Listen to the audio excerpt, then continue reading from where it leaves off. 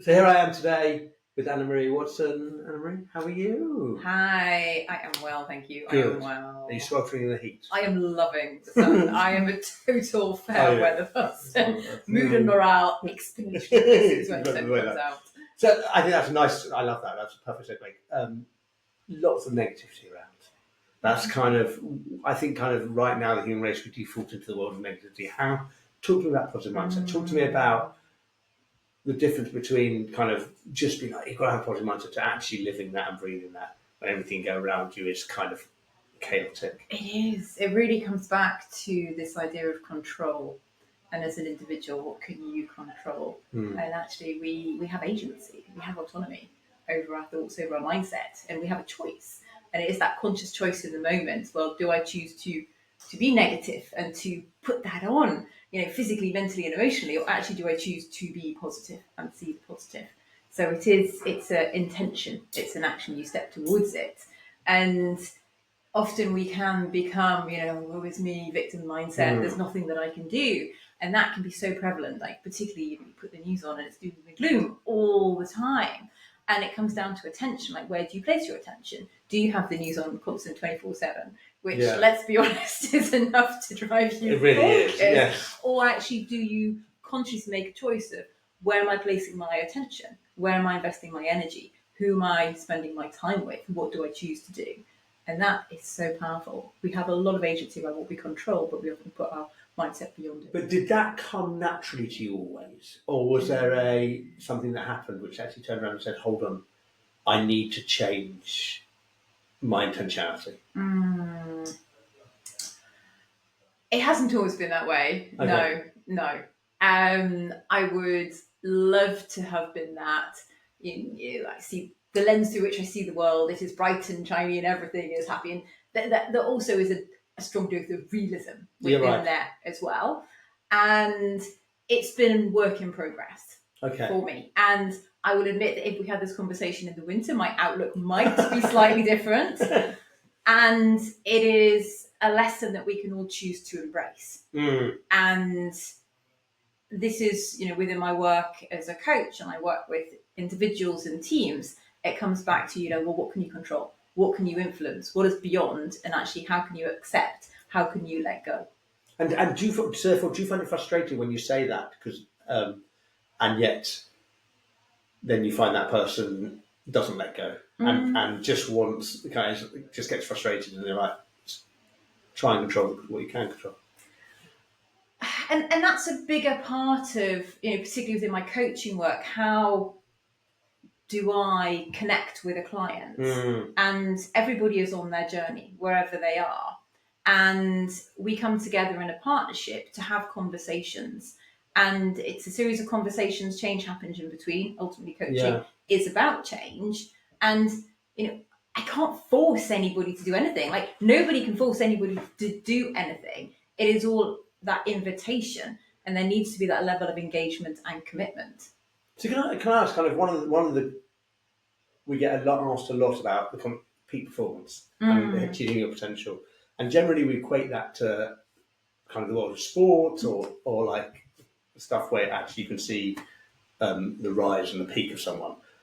Again, do you think that's a hindrance that we made it kind of as a society we make that kind of connection automatically between peak performance and high performance athletes, rather than turning around and saying peak performance is whatever you want it to be? And it's something that we can all do. Yeah. And I think, it's interesting culturally and socially how we hold up sporting figures.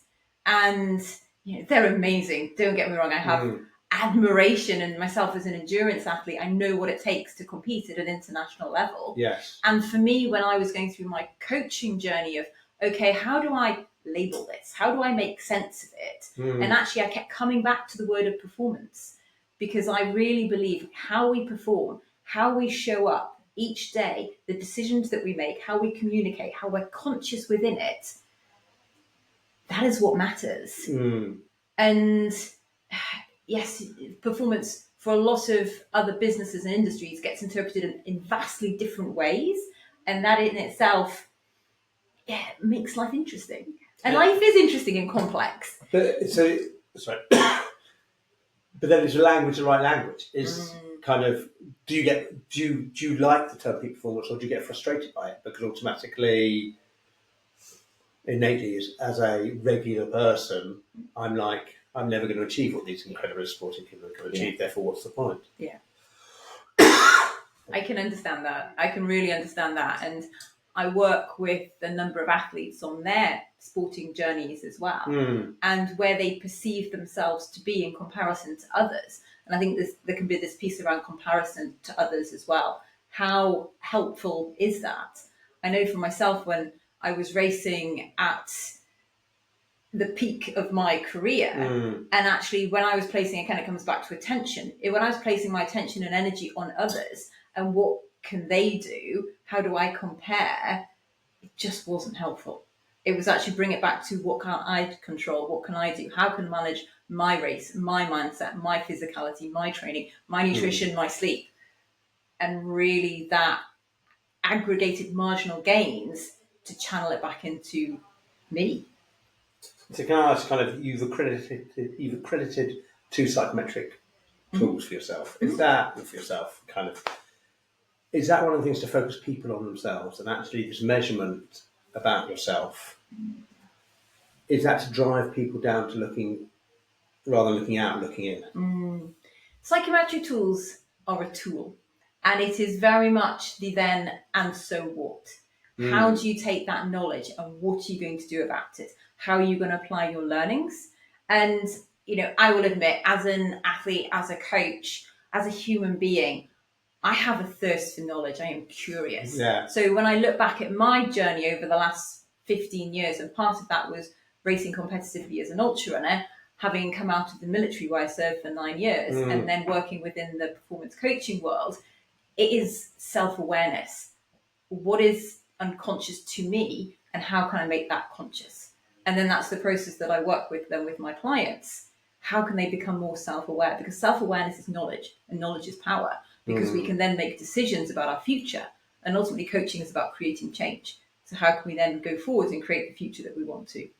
So do you think, kind of, I think my last question, I suppose, in terms of everything you said, is therefore, when you're speaking to an audience, do you need to start from that, and you're on that journey, become more self-aware and actually trying to look after yourself and control what you can control rather than everything? Does it have to start from a place of understanding where you're at, or can it start from just a feeling?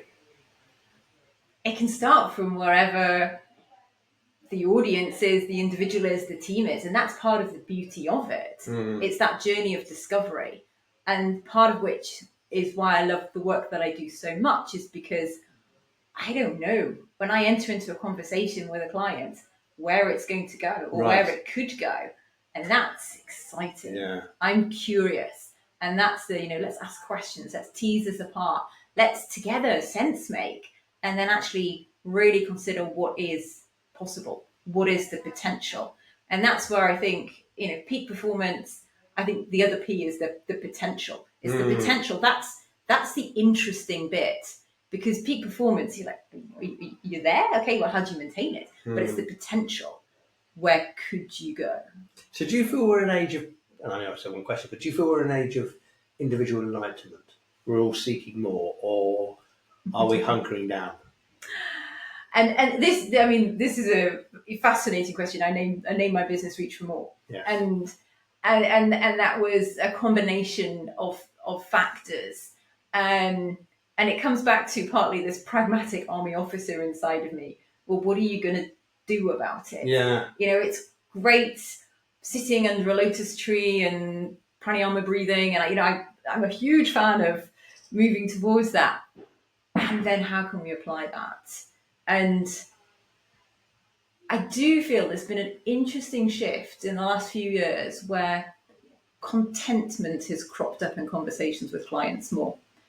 And 10 years ago, that word was never mentioned. It was not even vaguely considered. It would have more been seen like a failure. Whereas actually now the contentment word is creeping in more and more, which is interesting. I think on that note, I'm feeling content to myself. Thank you so much for your time. It's been lovely chatting. Thank you.